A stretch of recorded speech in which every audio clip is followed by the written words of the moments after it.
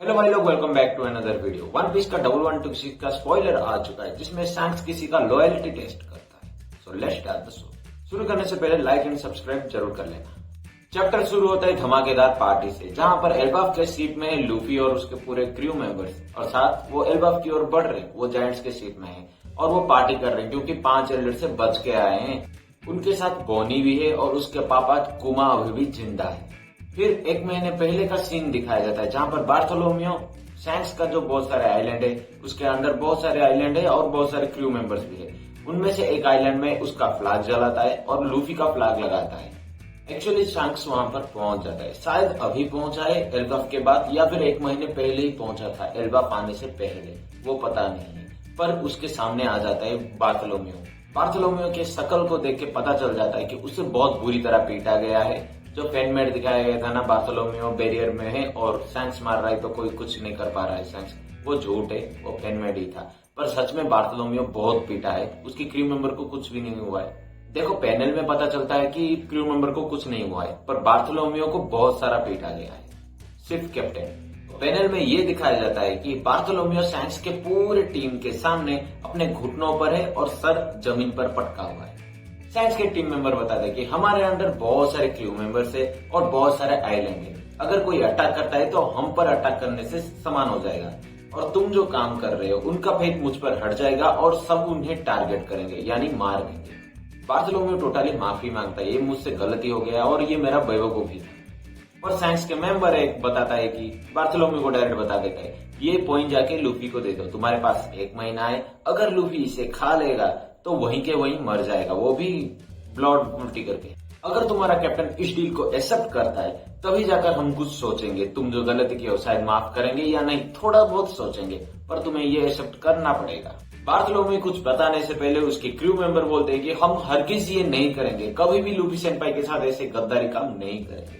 But Bartolomeu बिना सोचे समझे उसे खा लेता है, सॉरी खा नहीं लेता है, पी लेता है। बिल्कुल लूफी के जैसा ही सोचे, बल्कि सैंक्स सोच रहा होगा कि भाई कैसा बंदा है, उसके अंडर काम कर रहा है, उसकी जैसा ही बेवकूफी कर रहा है। अगर ये सीन कोई भी देखेगा तो कोई भी प्रूफ नहीं मांगेगा कि तू लूफी के अंडर काम कर रहा है, ऑलरेडी वो हरकत ही ऐसे कर रहा है कि लूफी जैसा ही काम कर रहा है। बार्थोलोमियो बताता है कि लूफी कभी हमें नहीं बोला है कि उसके फ्लैग को चारों तरफ फैलाओ और आइलैंड पे ऐसे होस्ट करो, हम ही खुद ब खुद कर रहे हैं ताकि वो एम्पायर और उसका नाम बढ़े। और लूफी के पास बहुत प्रेशियस टाइम है और मेरे पे वो वेस्ट नहीं करना चाहिए, इसीलिए मैं यहीं खत्म हो जाता हूँ इसे पी के। मैं सोच रहा था कि लूफी को किंग ऑफ पायरेट्स बनते हुए देखना, पर कोई बात नहीं, मैं अभी नहीं देख पाऊंगा, बाकी तुम लोग ही देख लेना, अभी मैं जा रहा हूँ। बट ये कुछ होने से पहले बहुत एक्टिंग कर रहा है। परिणाम क्या होता है? कुछ भी नहीं होता है बार्थोलोमियो को, ये बस टेस्ट था। में बाकी क्रू मेंबर्स ऑलरेडी भाग चुके थे शिप लेके, उसके 2 जो राइट हैंड या लेफ्ट हैंड है बार्थोलोमियो क्या, वो 2 और बार्थोलोमियो ही जिंदा है। उन्हें पता चलता है कि ये फेक पॉइजन था,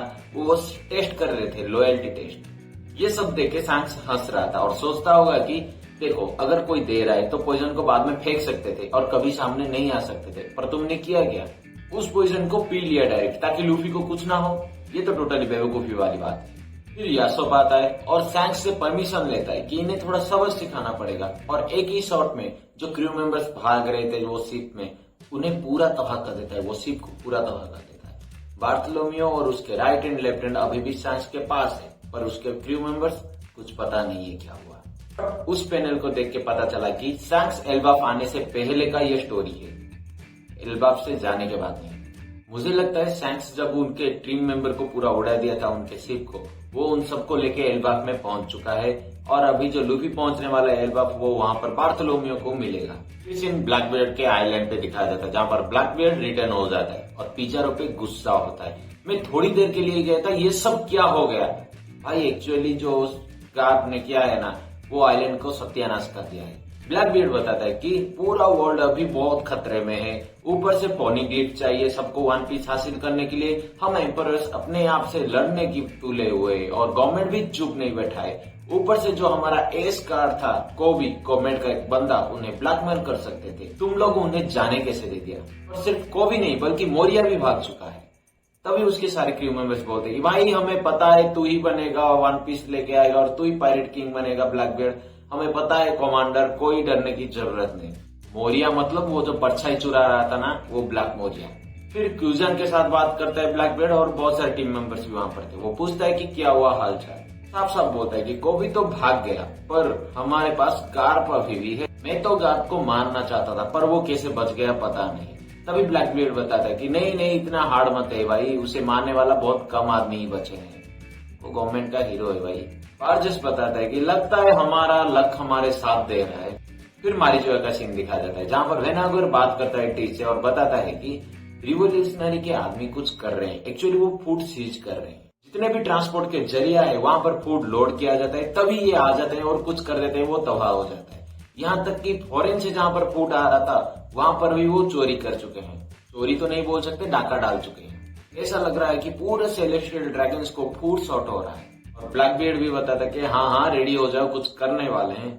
फिर जायंट शिप्स की ओर दिखाया जाता है। 2 दिन हो चुका है गेट से जाने के बाद। जब फ्रैंकी और जायंट्स कुछ है वो सब सुबह उठते हैं तभी देखते हैं सनी ऑलरेडी गायब हो चुका है। सनी के साथ साथ लूफी, जोरो, सांजी, चॉपर और नामी। हाँ बस इतना है क्योंकि रूक, रॉबिन, फ्रैंकी, जिम्बे अभी भी जायंट शिप में है, साथ ही बोनी भी।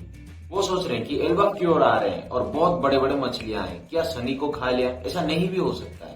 फिर नेक्स्ट पैनल में नामी उठता है, अपने होश में आता है क्योंकि रात भर वो पी के रखा था और जब उठता है तो एक नया जगह में है। तुम्हारे हिसाब से कौन सी जगह होगा या सच में किसी मछली के पेट में है? चैप्टर यहीं खत्म हो जाता है। लॉयल्टी टेस्ट हो गया और एक नए जगह में है लूफी। और एक बात, रूमर्स ये फैल रहा है कि क्यूजन चाहता तो गार्प को मार सकता था, तो फिर जिंदा क्यों रखा? क्या गार्प के साथ मिलकर कुछ प्लानिंग कर रहा है? आपको वीडियो कैसा लगा कमेंट करके बताना और चैप्टर भी कैसा लगा कमेंट करके बताना। कुछ भी हो तो क्वेश्चन पूछ लेना, उस पर वीडियो जरूर आएगा। तब तक के लिए